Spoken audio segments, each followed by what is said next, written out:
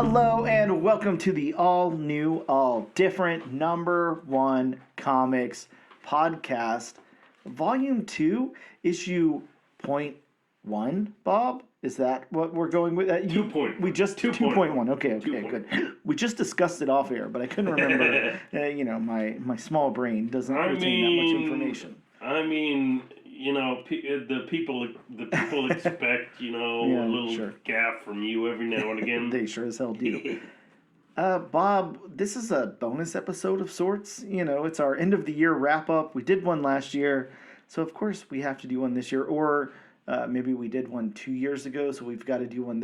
Anyways, you know what I mean. Yeah, we did one for 2023. Now we've got to do one for 2024. Yeah. It's 2025, Bob. Year of the, I don't know. Well, Spider-Man? for a minute there, we didn't think this issue would happen. Yeah, very true. For reasons. Lots and lots of reasons. Yeah. Yes. If you're listening to me right now, you know one of the reasons. You're a little hoarse, but that's okay. Just a little bit. Yeah, that's okay though. It's January 5th. Mm-hmm. We're doing an end of the year episode. That's pretty good actually. That's not bad.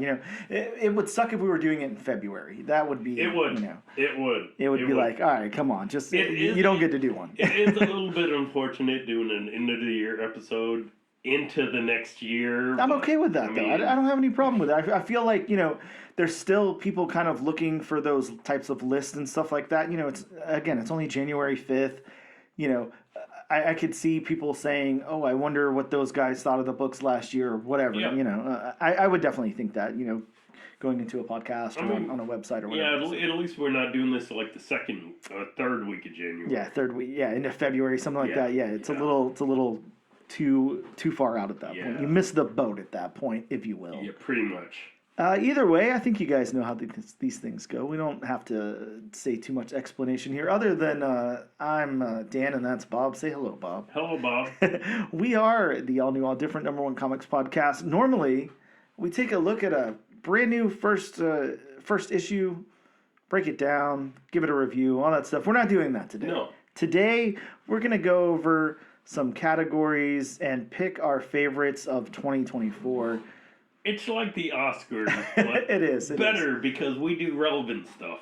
That is very true. I completely agree with that. How many times have you watched the Oscars and the Best Picture categories come up and you're like, what movie is this? I'm not gonna lie, man. I can't even watch the Oscars. I just don't care.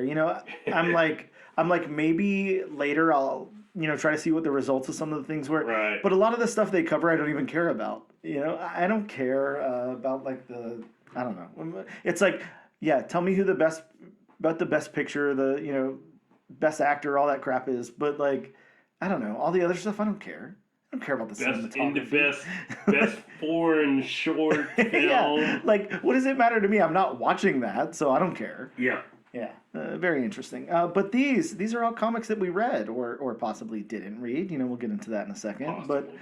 But just going down the list, of course, we're going to do our individual cover of the year, our individual variant cover of the year, individual artist and writer of the year, individual indie, Marvel, and DC comics, as well as books we didn't cover. And then we've got a collective pick for book of the year from the podcast, from me and Bob collectively. So to get us started, Bob, I'm going to go in the order that I've gotten written down. Hopefully that works for you. Yeah. So for cover of the year 2024, Bob, what do you got? So I actually lumped my cover and my variant cover all in one category as opposed to picking two, because doing that is kind of hard. Mm-hmm. So for cover of the year, it's actually a variant cover. It's the Absolute Wonder Woman Jim Lee foil cover. Oh God, yeah, man. Every single cover for that book was awesome. But yeah, the Jim Lee. But I mean, the Jim Lee. I mean, you just look at it and you're like, holy shit, this is definitely going to be a different take on Wonder Woman. Just seeing that big a la Cloudbuster sword, and just seeing the buff Wonder Woman and the kind of like the Craven shawl or whatever you would call it. Yeah, it's definitely a great glimpse into the comic and what's to come. Oh yeah. Whenever you open the book and start reading it, and man, I could talk about that book all day again, so I won't. Yeah. But yeah, that's a fantastic cover. Good pick. So, all right, for me, I guess I'll take the two categories here. Okay. Then. So for cover of the year, I'm going to give you my contenders, and then I'm going to give you my, because it was hard, man. It was hard to break it down. But Nick Bradshaw did a badass Miguel O'Hare Spider-Man 2099 cover. That was actually the first book that we covered this year. Yep. So I don't know if that one's just holding like a special place because of that, but Nick Bradshaw's art on that is really, really good. Francisco Matina did a Space Ghost cover. Matina covers are always Jesus great. Christ, man. And that Space Ghost cover, holy guacamole. That was a good one. Javier Rodriguez did that Zatanna Bringing Down the House regular cover. And man.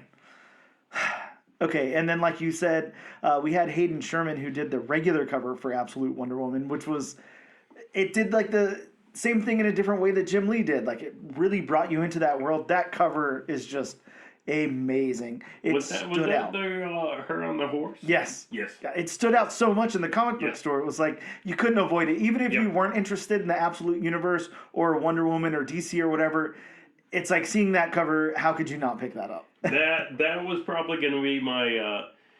I probably would have picked that up, but once I saw the Jim Lee foil, it's like no. Well, I grabbed both of them just so we're clear. Had to. But for my cover of the year proper, I got to go with that. Francisco Matina Space Ghost cover. It is just too good, man. It's just so good. God, what a wonderful cover. What a really wonderful book too. That was such an awesome book. I'm really happy that we were able to do that one. Yes. And then for a variant cover of the year, again, man, it's so hard to narrow it down. Okay, I'm gonna say this because I know you remember a time this past year where we both collectively rolled our eyes at Elvira meets H.P. Lovecraft, and then we got completely schooled, like beyond belief, how good it was. So Robert Hack did a variant cover for issue number 1 of that is phenomenal. So that is one of my picks. We've got Tony Fleeks doing the Dawn of the Dead 1978 movie poster homage for Feral number 1. Yep. Ron Lim did this insane Venom Separation Anxiety foil cover that just blew my mind. And then we also had, David Lapham do the Grommets 1 in 10 cover that's got them skating outside of like a 7-Eleven. That's just so amazing. So yeah, between all those, again, super, super hard. I'm going to go with the Robert Hack Elvira meets H.P. Lovecraft. Because for one, it's Robert Hack, and he's so good. But two, that book just has like this special place occupied in my mind now. Because I mean, I've said it, you've said it, we've said it. Like the podcast has said it, all that. Like if you guys slept on this book, go back and read it. Go back and look at it. It was so good in the weirdest way possible. It was very weird, but it was great. Yeah, such a good book. I really loved it a lot.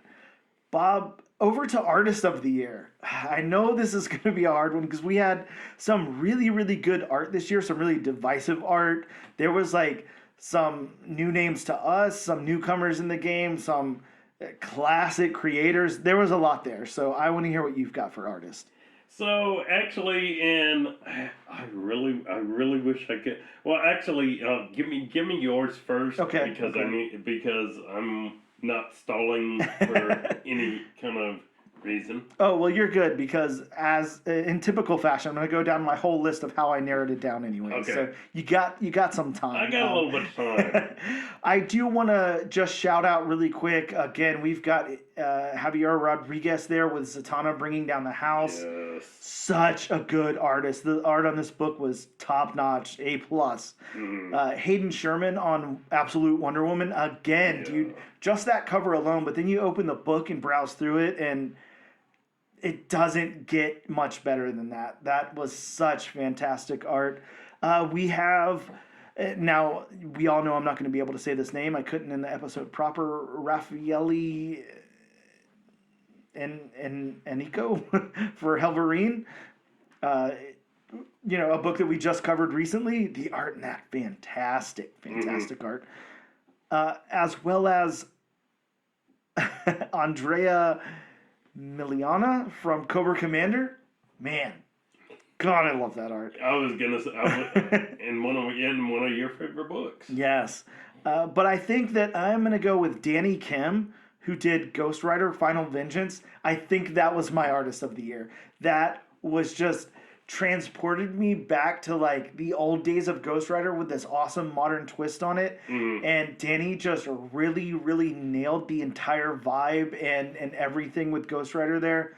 I don't think that I saw anything that even could compare to what Danny Kim did. So I'm going with Danny Kim, Ghost Rider: Final Vengeance.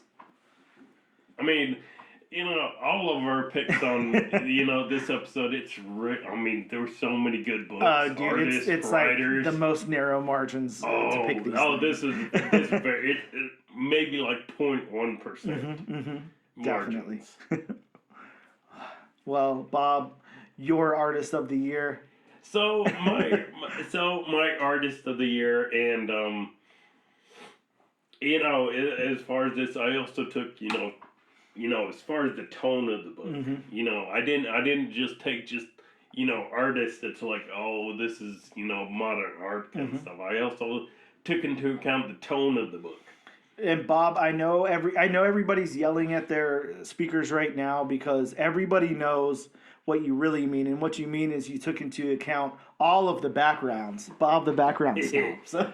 But no, my artist of the year is actually going to be Domenico Carbone for Thundercat Chitara.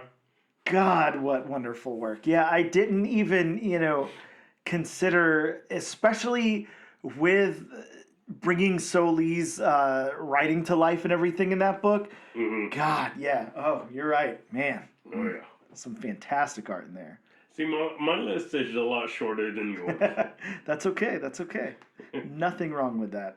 Bob Ryder. Okay, now this is probably the hardest category for me. I think that this year we got so many well-written books that are like, and when I say well-written, especially for something like a comic book, I mean, these people are like far above anything I could possibly imagine. These are like experts at their craft, people who really just know how to write. And I have a lot of them. So I don't know if that means you want to go first. If you want me to go first, I can. Well, whatever again, you want. I mean, I've narrowed down my list. So, Okay. it might be better to let me go first. Please. So my writer of the year actually ties in to the book I was just talking about. My writer of the year is going to be the talented Sue Lee. Ah, God, yeah. Sue Lee just, wow. I mean, she trying to take the Thundercats bias out of it, which is kind of hard. A little hard to do, but that's okay. But I mean, the way everything was, the way the characters were, the way the dialogue was, and the way the descriptions were done. I mean, it was just such a good book. Yeah, I completely agree with you there. That Thundercats Chitara, wow. I really didn't know. And again, there's been so many times, we say it every time we cover a Dynamite book. It's just so insane how low our expectations are. Maybe we should just really raise our expectations for these Dynamite books because they haven't let us down once. See, if we'd had a category for imprint of the year, Dynamite would. Oh yeah, Dynamite hands down. Oh, hands down. It makes me really wonder what I'm missing out by not checking out the books by them that I'm not checking out. Yeah. Like every time one of these licensed properties comes about, number one or whatever, I'm definitely picking it up. But I wonder how good some of the other stuff there is. It's very interesting. Definitely worth checking out, I think. Again, Writer of the Year was hard for me. I have a long list, so I'm going to narrow it down quickly. But again, David Pepose on Ghost Rider. Oh, yeah. I mean, sorry. Yes. Oh, I know what you mean. My bad. Space Ghost. But I also have Sue Lee on there for Thundercats Chitara because, man, that was my second pick on the list there. David Avalone from Elvira Meets H.P. Lovecraft. Dude, again, it is just, it goes without being said. I think I messed up that, but you know what I mean. It goes without saying. Maybe that's what I meant to say. There you go. Yeah. That, number one, I didn't think this book was going to be good. Oh, trust me, I didn't either. At all. Number two, I didn't even consider that the writing on this book would be anything even up to par with other stuff that I read, much less much greater than it. Well, I think if I'm not mistaken, which I kind of had the same reaction. I think when the wheel landed on Elvira, I don't want to say I saw you physically. Oh yeah. But I don't think you were 100% behind it. No, not at all. And to be proven wrong, much like anytime I'm wrong, I have no problem saying it. I've eaten crow here before. I did it with the Penguin. I did it with Creature Commandos, and I definitely did it with H.P. Lovecraft. Yes. Or Elvira meets H.P. Lovecraft. Yes. But yeah, phenomenal writing there. Bob, Michael Walsh, if you remember covering Universal Monsters Frankenstein. Yeah. Oh yeah. God, the writing on that is so good. It was. Benjamin Percy on Ghost Rider Final Vengeance. Again, dude, I love that book so much. It is just so good. It's just so insane how good it is. Okay, my number one pick, though, between all of that, is Kelly Thompson on Absolute Wonder Woman. Because, God, dude, it just doesn't get any better than that. Like, I would say, I wish that it was a top 5 instead of a 1, because... yeah, I really want David Avalone on there, but yeah, it's Kelly Thompson for Absolute Wonder Woman. It's just too good. It's too good. What is that, second year in a row for you? Yeah. I mean, Kelly Thompson, if you're listening, you have a fan. Sorry, Kelly. I'll try not to fanboy out too much. Bob, for Indie Book of the Year, God. Again, my indie book of the year was easy. Easy for you? Yeah, wow. Yeah, okay. For me. Bob, go then. I want to hear it. So, which you just talked about the book, as one of your writers of the year. So my indie book of the year was Elvira Meets H.P. Lovecraft. Yes, I mean, golf club. That was like one of those TV shows I had no expectations going in. None at all. I mean, not even low expectations. And I mean, just cracking open that first issue. Yep. I mean, it was like, oh my God, this is good. It's insane really how much they crushed it, isn't it? Like, I just, wow. I completely second that. That is an amazing book. Mine wasn't as easy. Elvira Meets H.P. Lovecraft is in my list there, so I've got 4 books, and that's one of them. I figured. I also have The Terminator in there because, God, that was good. That was a really good book. Yeah, and I of course have Grommets. My number one, though, my indie book of the year is by Ed Brisson, and it's called The Displaced. And I know you remember it, Bob, because it was way too good to forget. So, yeah. Again, I mean, it was like X-Files. And, I mean, X-Files is my number one TV show of all time. It's one of those books where, okay, when we're sitting here doing this, we want to do it based on the issue that we covered, of course. We're not trying to go into the whole series or whatever. Right. Otherwise, that would really kind of mix it up because, you might get a bad issue in there or whatever. Anyways, we're just going over the issue that we covered, which, of course, by the nature of what we do is just the first issue. Yeah. The Displaced, that first issue, that setup, that story that Ed set up there was just so ridiculous and so good, and I loved it so much. Yep. And this is cheating, but following out the rest of the series was just as good, if not better. I mean, if for some reason this slipped through the cracks, skipped your radar or whatever, please go check it out. It's phenomenal. It was only, 4 issues? 5, I think. 5. I can't remember off the top of my head. So it's not a very long series. Oh, no. So, I mean, please, if you're looking... if you're looking for something that's not Marvel or DC or Image to read, Yep.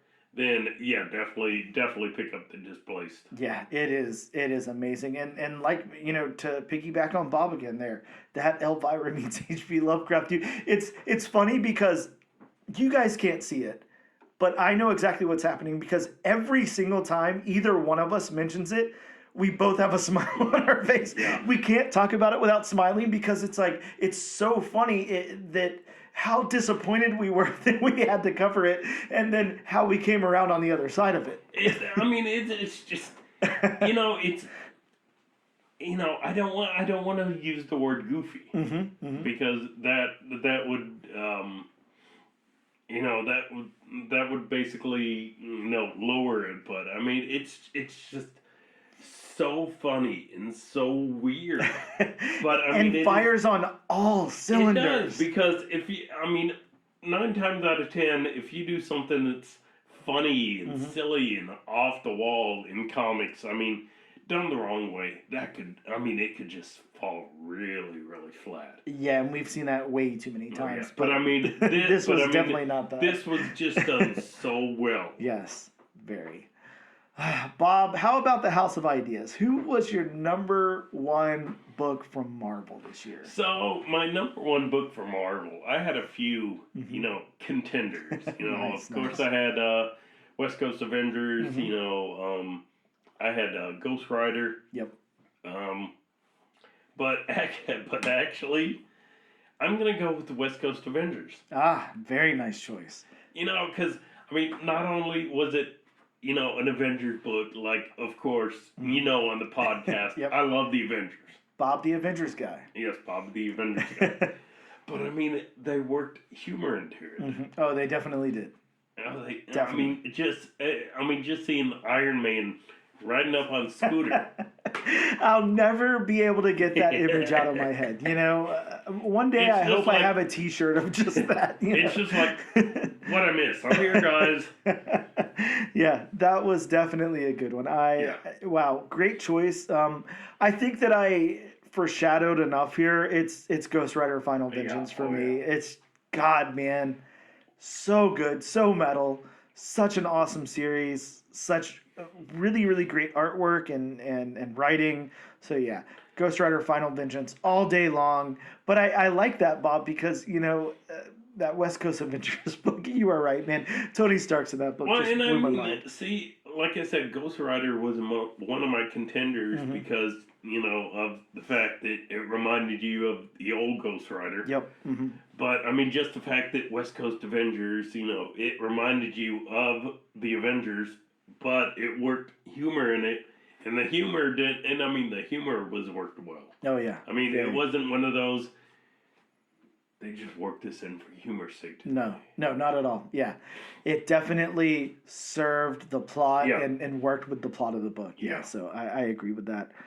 Bob, for Detective Comics, my pick was Absolute Wonder Woman. There were some really good DC books out this year that I really, really loved. Nothing held a candle to Absolute Wonder Woman. I didn't even have contenders. It just was Absolute Wonder Woman for me. How about you? See, Absolute Wonder Woman was one of my contenders. But for me, the clear-cut number one choice was Zatanna Bring Down the House. Yeah.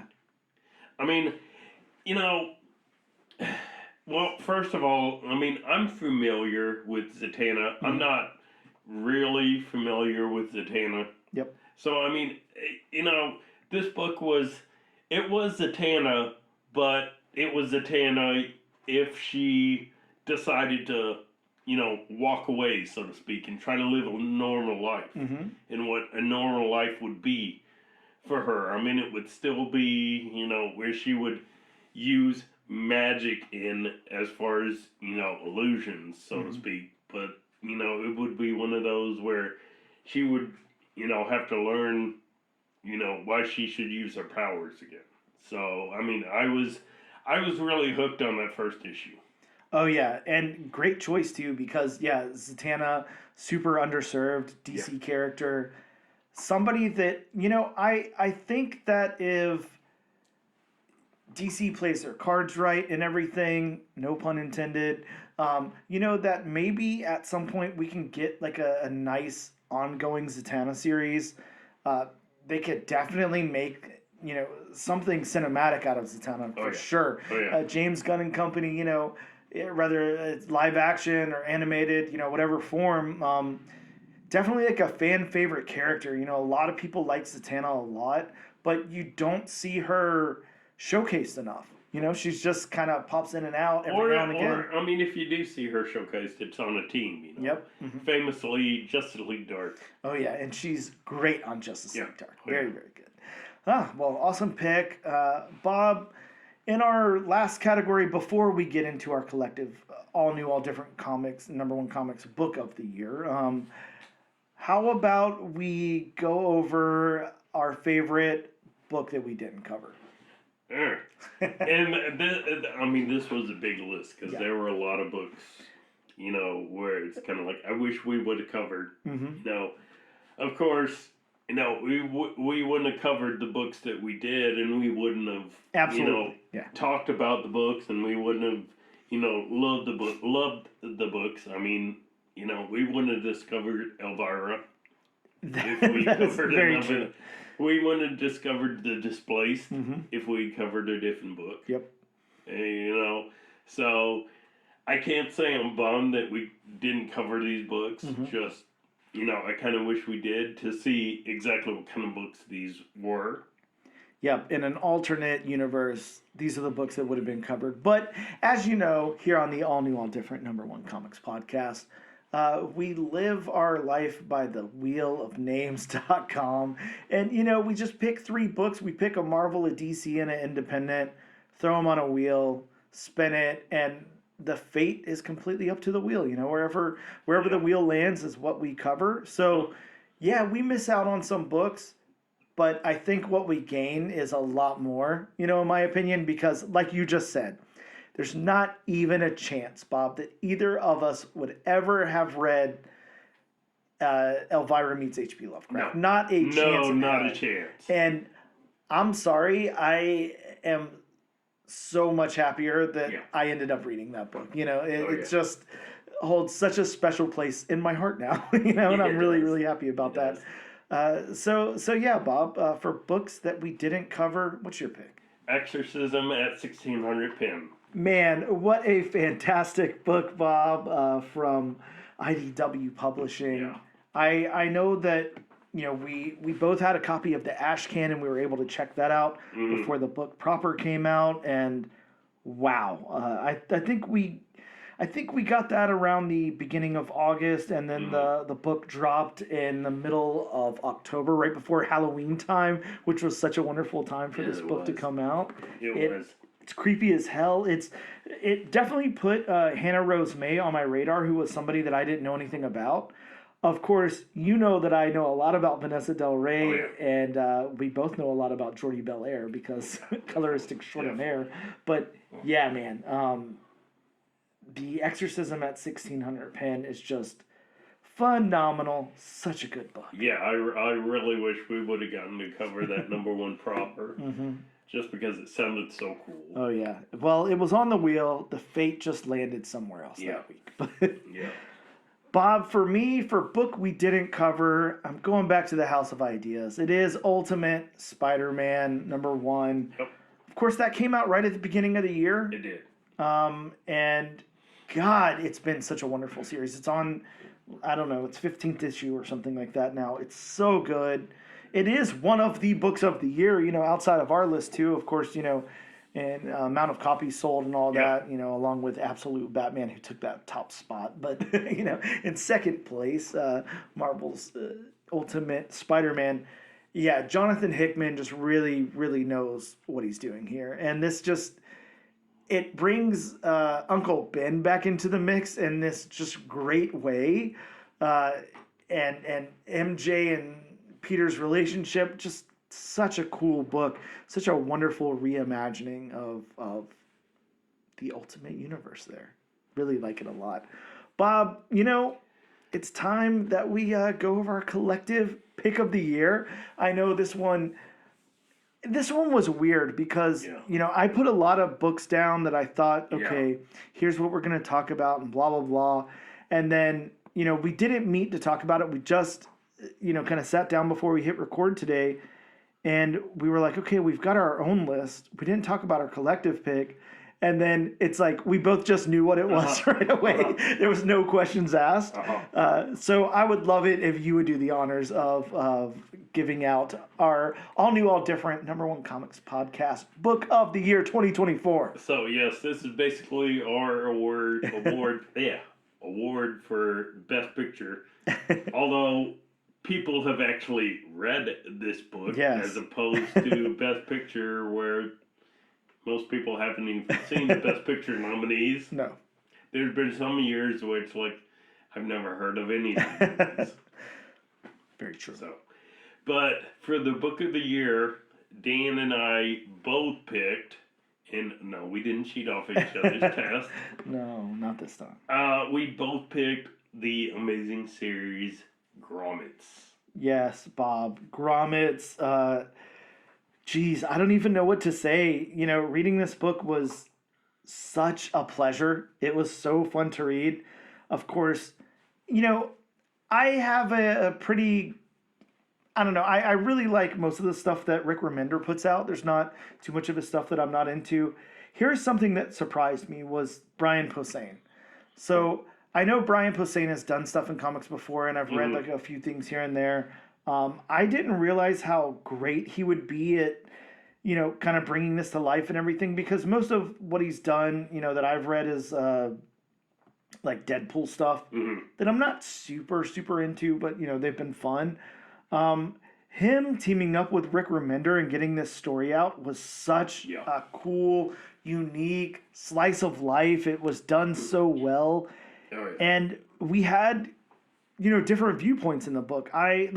We didn't grow up necessarily in this time period. I mean, we were way too young, and when this book takes place, we were basically preteens and teens in like the 90s and everything. But to see the crossover, to see two friends, becoming friends, surrounded with like this kind of culture and everything, just really, really worked so well. How they translated that from real life to on the page was really, really phenomenal. And then I mean, down the line you have the cliques, the jocks, the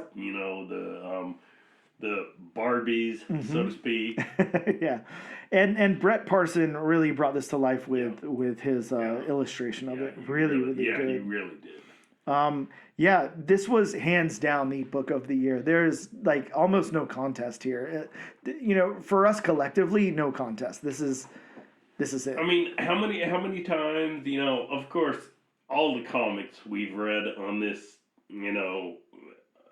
especially that we've talked about on this issue, we've we were looking forward to coming out, but I mean, Grommets especially. Yeah. Because I mean, how many times was it? Make sure you put one in my poll. Every single time. Did Grommets come out this week? Yep. I mean, above all comics we've read this year, Grommets was definitely one where it was like, okay, when does it come out now? When does it come out? Yeah. I want to read it now. Yeah, and it was, it's one of those books. It's like, I'm not going to miss this. I'm not going to miss having a physical copy of this in my hand. There's no way in hell. No. It's not an option. This book went to 5 printings, Bob. It's on its 5th printing. I don't know about you. I picked up every single printing of this book. I don't have any of the incentive variants, which I'm kicking myself in the ass for because I wish I did. But, just having the book and knowing that I have copies of it makes me happy, brings me joy. And we were just discussing as well, just looking in the newest previews catalog, Image will be putting out some skateboard decks. I think there's 3 to choose from. Grommet skateboard decks. Man, I am so excited to get one of these things. They're just phenomenal. It's going to be such a cool thing to have. And I really, really am hoping that they do something with Grommets in the future. A second volume, a television series, whatever you do. I don't think there's anything wrong you could do with this. I mean, it screams, skateboard Wonder Years. Yeah. Oh, yeah. Man, such a good series. I mean, if you guys haven't read it, I don't know what the hell you're doing. I know. Yeah, go read it right now. But that is our book of the year. Those are our picks of the year. Those are our 2024. If we had a red carpet, the comics would be walking down the red carpet. They would. You'd be clapping and looking at their little outfits and everything, and it would be fun. But they don't. Look at the bagging board on that one. Man, that must be a modern part. That must be a modern bag. Wait a second. Is Ghost Rider in a top loader there? Wait, what's going on? Is that a magazine size cover? I can't believe that Grommets is walking the red carpet in a CGC holder. It's just insane. Wow. Well, thank you guys so much for tuning in to our top picks of the year for 2024. Please let us know what your guys' top picks are. If there's anything you want to add to the conversation, please do so. You can always hit up the comments section on YouTube, as well as anywhere you listen to your podcast. Mm-hmm. Or check us out on social media. We're on TikTok. We're on Instagram. Thank you guys so much, and we'll see you next time.